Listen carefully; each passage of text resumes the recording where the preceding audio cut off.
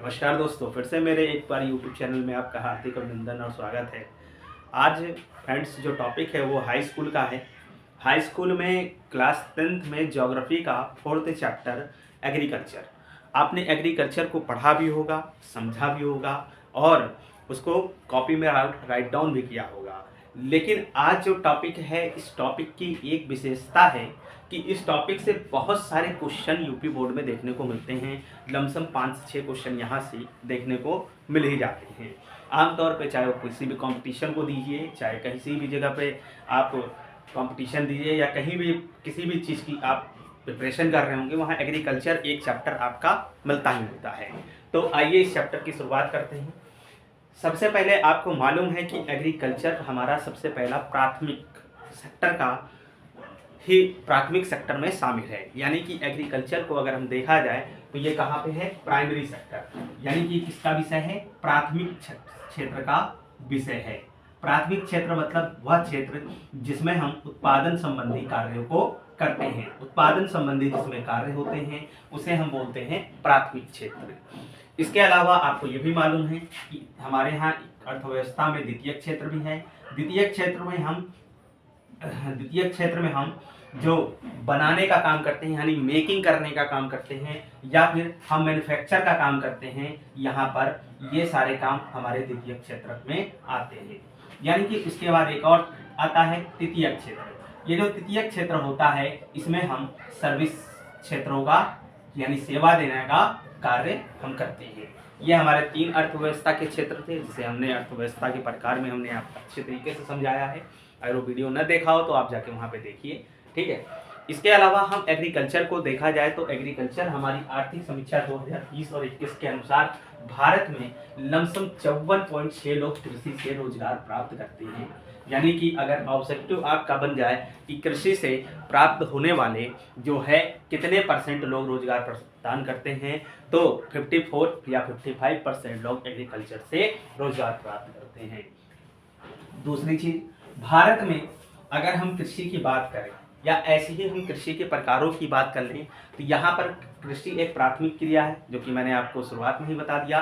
दूसरी चीज, यहाँ पर जो है कृषि जो है वो 4 तरह की है। एक निर्वाह कृषि, एक गहन कृषि और एक आदिम कृषि और एक स्थानांतरित कृषि।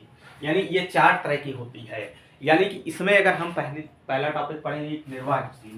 निर्वाह कृषि वह कृषि होती है जिसमें कृषक परिवार अपनी आवश्यकताओं को पूरा करने के लिए कार्य करता है। यानी कि वो छोटे से भूखंडों पर काम करता है और उसी जगह पर वो उत्पादन क्रिया करता है, अपने श्रम और मेहनत से उत्पादन करता है, जिससे कि उसका उत्पादन दिन पे दिन गेहूँ, चावल या जो बाजरा है, इन सबका उत्पादन दिन पे दिन बढ़ता जाए। ठीक, तो इसे बोलते हैं निर्वाह। निर्वाह मतलब जीवन यापन करने के लिए जो कृषि की जाती है उसे निर्वाह कृषि कहा जाता है। दूसरा गहन, छोटे भूखंडों पे, यानी कि ग्रामीणों के पास आपको मालूम है कि छोटे भूखंड होते हैं, यानी कि ज्यादा भूखंड ना होते हुए छोटे छोटे टुकड़ों में भूखंड होते हैं, जिसके कारण वो क्या करता है कि उन भूखंडों पर उत्पादन का कार्य करता है। ठीक है, अपने जीवन निर्वाह करने के लिए इन भूखंडों पर काम करता है। इसे बोला जाता है क्या? इसे बोला जाता है गहन कृषि। उसके बाद आदिम कृषि। आदिम कृषि जो है इसमें 2 चीजें शामिल होती हैं, एक होता है स्थानांतरित कृषि और एक होता है चलवासी कृषि। स्थानांतरित कृषि जैसा नाम, यानी कि एक जगह से दूसरे जगह पर स्थानांतरित हो करके, ठीक है, करना, यानी कि एक जगह से दूसरी जगह। हमने क्या किया कि जैसे मान लीजिए हमारे यहाँ कोई जंगल है, उस जंगल और झाड़ियों को मैंने साफ किया, साफ करने के बाद मैंने वहाँ कुछ समय तक एग्रीकल्चर किया, जब तक उसमें उपजाऊपन रहा। उसके बाद जैसे ही उपजाऊपन खत्म होता है हम दूसरी जगह चले जाते हैं। यानी इस प्रकार की कृषि को हम क्या बोलते हैं? स्थानांतरित कृषि बोला जाता है। उसके बाद अगर हम चौथी बात करें, यानी कि चलवासी कृषि। चलवासी कृषि उसे बोलते हैं जिसे एक जगह से दूसरी जगह हम चल करके भी कर सकते हैं, यानी कि इसे जैसा नाम ही है चलवासी कृषि। चलवासी का मतलब है एक जगह से दूसरी जगह हम जाना और जा करके हम कृषि योग्य भूमि ढूंढ करके कृषि करते हैं, उसे हम चलवासी कृषि बोलते हैं। ठीक है, अब ये तो रहा कृषि के प्रकार। दूसरी चीज, अब भारत में जो है एग्रीकल्चर कितने प्रकार की है इसको देखते हैं। भारत में जो एग्रीकल्चर है वो 3 प्रकार से पाई जाती है। ठीक है, तो पहले जो है वो खरीफ कृषि है, और दूसरा जो हम पढ़ते हैं रबी कृषि के नाम से जाना जाता है, और तीसरा हम जायद कृषि। खरीफ फसल, खरीफ फसल कि इसके बुआई का काम कब है, यानी ये मानसूनी कृषि भी कही जाती है, और इसके बुआई का समय सीमा जो है वो जून से लेकर के जुलाई तक है। और इसकी जो कटाई का समय है वो अक्टूबर तक है। यहाँ पे एक प्रश्न जरूर यूपी बोर्ड में पूछता है कि जो है कृषि खरीफ फसल की बुआई का समय सीमा कब है, तो आप याद रखिएगा कि जून से जुलाई के समय में हम जो है इसे बोते हैं और काटते कब हैं, अक्टूबर के समय में। इसकी मुख्य फसलें कौन कौन से जो खाद्यान्न फसलें हैं इस समय हम जो बोते हैं खाने के लिए, वो कौन कौन सी खाद्यान्न फसलें हैं, वो मुख्य फसलें जो हैं जैसे कि धान, ज्वार, बाजरा और मक्का है। इसके अलावा दलहन यानी दलहन कृषि रूप क्या क्या बोई जाती हैं, मूंग, उड़द और सोयाबीन का इस समय उत्पादन किया जाता है। उसके बाद तिलहन कौन कौन सी, सोयाबीन, मूंगफली, सूरजमुखी और अरंडी जैसी चीजों का तिलहन में हम उपयोग करते हैं। उसके बाद नकदी अगर फसल की बात की जाए तो इस समय ज्यादातर कपास और तंबाकू की कृषि की जाती है। अगर दूसरी बात की जाए यानी दूसरे नंबर जो कृषि बोली जाती है जैसा कि नाम रबी, यानी कि इसको आसानी से याद कर सकते हैं, इसमें हमें धूप अच्छी लगती है। यानी धूप किस समय अच्छी लगती है, हमें ठंडक के मौसम में। यानी ठंडक के मौसम में जो कृषि की जाती है उसे रबी कृषि कहा जाता है। और इसकी बुआई जो है हम अक्टूबर से नवंबर के बीच में करते हैं।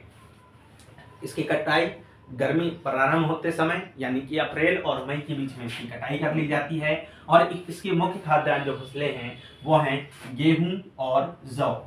इसके अलावा इसमें जो है दलहन के रूप में हम मटर और चना का उपयोग करते हैं, यानी इनको हम बोते हैं ज़्यादातर। उसके बाद तिलहन के रूप में आप सरसों, ठंडक के मौसम में आपने सरसों की खेती ज़्यादातर देखी होगी, क्योंकि इस समय नमी युक्त जमीन ज़्यादा होती है, यानी इसी समय ठंडक के मौसम में टेम्परेचर भी हमारे पास होता है, इसलिए सरसों की खेती अच्छी तरीके से की जाती है।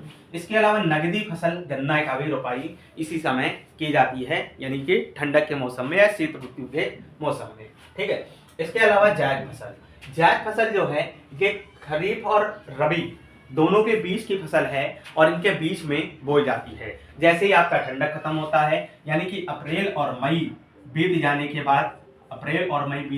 बाद जो हमारा जून यानी कि मई और जून का समय होता है, मई, जून और जुलाई का समय, इनके बीच में हम क्या करते हैं, इस जायद फसल को बोया जाता है। क्योंकि इस समय हमारे पास क्या ज़्यादातर मार्केटों में आपने देखा होगा कि तरबूज, खरबूज, ककड़ी, खीरा, इन सब का ज़्यादातर मार्केट में मिलता है। क्यों मिलता है? क्योंकि इस समय हमें पानी की आवश्यकता ज़्यादा होती है और दूसरी तरफ ये जो है जायद फसल का उत्पादन जो है जहाँ पर पानी मतलब ये जहाँ पर नहरें होंगी या कोई गंगा का तट होगा, ऐसे जगहों पर आपको इन फसलों का उत्पादन ज़्यादा देखने को मिलेगा। इन फसलों में क्या क्या शामिल की जाती हैं, यानी कि इसे हम बोते कब है, मई और जून में बोई जाती है। और दूसरी चीज है इसका मुख्य फसल जैसे तरबूज, खरबूज और खीरा और ककड़ी मुख्य रूप से बोई जाने वाली फसलें हैं। ठीक है। यहाँ तक तो आपको मैंने बता दिया कि कृषि कितने प्रकार की होती है और भारत में कृषि कितने प्रकार की होती है। दूसरी चीज, एक प्रश्न यहाँ और बनता है कि भारत में कृषि की मुख्य समस्याएं क्या क्या हैं। इस प्रश्न को हम दूसरे वीडियो में देखेंगे, जब पार्ट 2 हम लाएंगे तो उसमें देखेंगे भारतीय कृषि के मुख्य फसल की समस्या क्या क्या है। आइए इसके अलावा एक छोटा सा और जो है यहाँ से क्वेश्चन हमारे बन सकते हैं, यहाँ पे कुछ मैंने छोटे छोटे क्लिप के रूप में लिखा हुआ है, उसको देख लेते हैं। आपको हरित क्रांति के जनक के बारे में पता होगा। इसके जनक जो हैं MS स्वामीनाथन हैं और विश्व स्तर पर यानी कि विश्व में जो माने जाते हैं वो कौन है, नॉर्मन बोरलॉग। यानी कि हरित क्रांति का शुभारंभ कब किया गया था, तो 1967 और 68 में भारत में किया गया था। उस समय भारत में एग्रीकल्चर जो है बहुत तेजी से डेवलप हुआ था, यानी उसका विकास हुआ था। ठीक है।